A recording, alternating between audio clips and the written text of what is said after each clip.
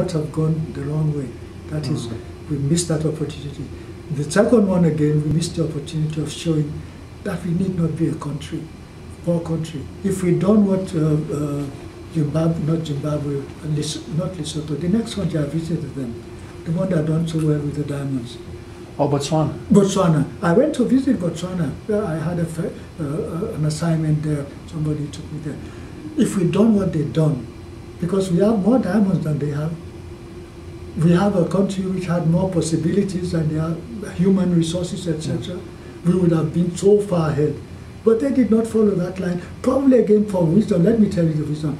You know, the young man he did not succeed his father.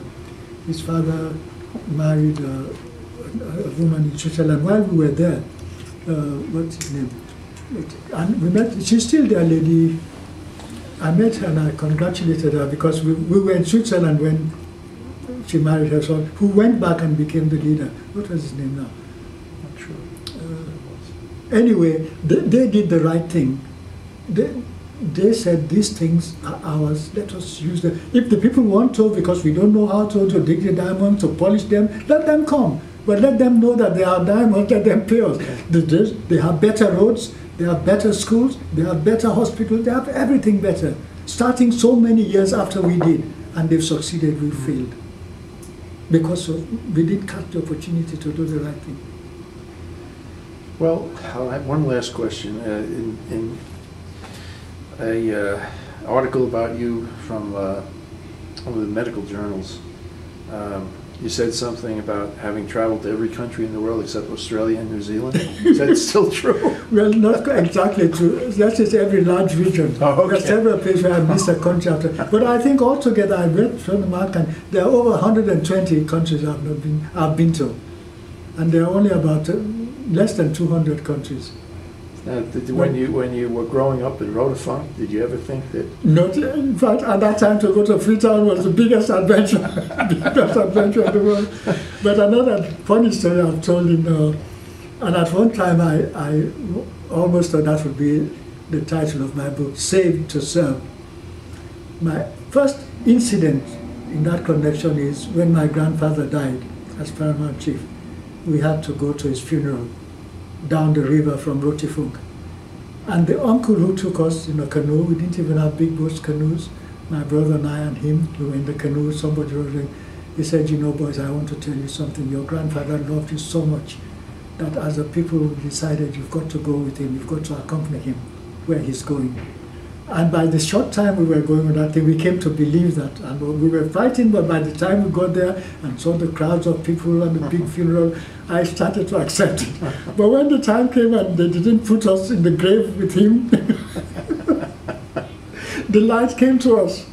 Because, I mean, so I regard I was saved from that thing because Providence had something for me to do later on, and not to accompany my grandfather where he was going.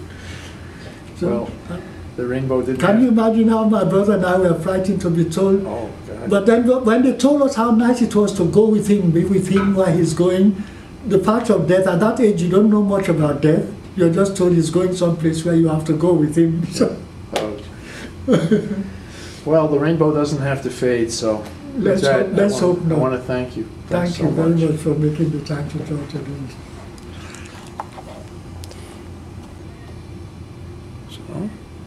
Yeah, I think. Are you moving? Are you moving? No, I'm not. Oh, you're moving. Okay, it's all right. It's okay. No, I'm sorry. So you were saying? No, let me just say, I want to say something about the president, vice president, who, if the election goes through, has a possibility of succeeding President Kaba. While he was Attorney General, he led us to do certain things in Parliament which we would not have done except for his pressure as Attorney General. First of all, he came and introduced us to the person who was leading the fight against the rebels and who was now dead, unfortunately. He said, you know, the government has to vote money to support these people because they are not our soldiers, they are hunters, native hunters, who are well organized to defend their villages. Now we can use them to defend the country. But what is more, they're invincible. And if we just give them money to do a little thing, this rebel war will finish in no time. We said, what do you mean they're invisible? He says, oh yes, I believe it. You know, the person who is going to be in their charge is Hinge Norman, who, you know, he was a government person himself, but now he's chief amongst them. And all we need to do is give him the money. And he said, well, how do you know that he's invincible? He said, oh yes, that I can tell you. With these people, the Sierra Leone army will have no means of winning. You can shoot them and the bullets will not penetrate them. All they need is to give them money to organize. I got up and said, are you really serious? I said, look, we're here, we're waiting. Why don't you bring one or two of them here and demonstrate to us, to show us that they're invincible? Then none of us will deny. I mean, who doesn't want to win this war? Just to bring them here and show us that you can shoot them and not even have the whole chamber, just because they knew themselves that this was nothing that was reliable. But if you have somebody like that who's the Attorney General, and from Attorney General he becomes Vice President, and from Vice President he's hoping to become President of Sierra Leone, who wants to convince a parliamentary body that they should give money to people who are invincible because what hope have we got? Jeez, I didn't know that. Well, back to Hinke Norman, because we never really talked about him. Yeah, I get the feeling that you think that he was treated very unfairly. In the end only. Yeah. He was when he was already deputy minister. When I went to Freetown the last time, I went and visited him, and he and I had very cordial relations. But I was saying, why would Kaba choose somebody like that who claims that he's chief of the Kamajo, whose only claim is that they have mysterious powers and can win any war, and make him the deputy minister of defense? I was saying that to myself. As a friend, he was my friend right to the end. That's why I sympathize with him now that I heard that he was ready to reveal that what he did, he was doing under orders to be treated that way and be accused by an international court of crimes which the whole world is against.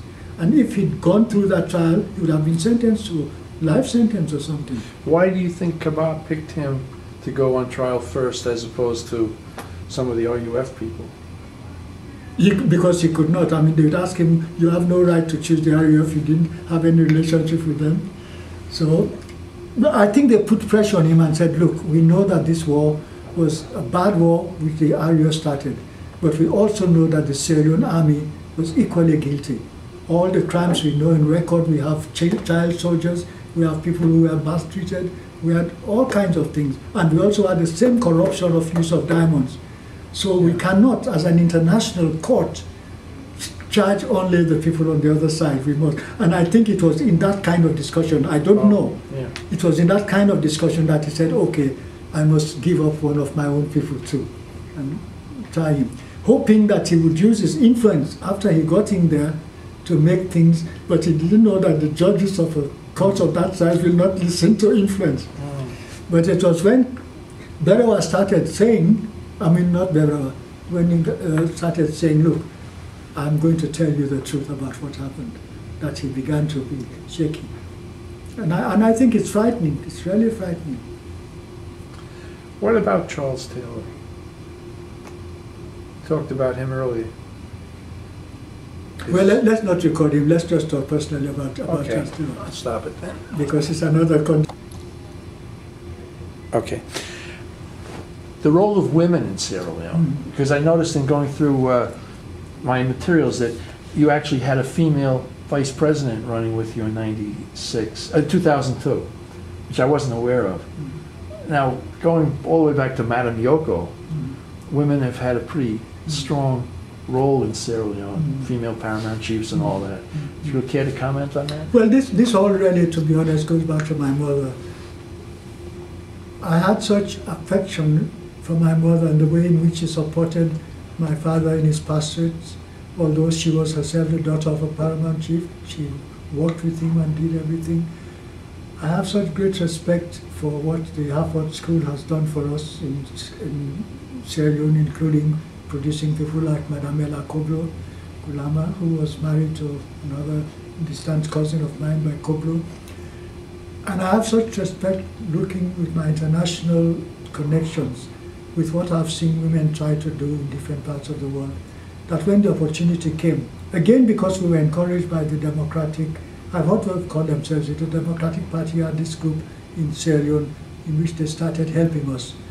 They called us, they said to us, look, we need to help train your women.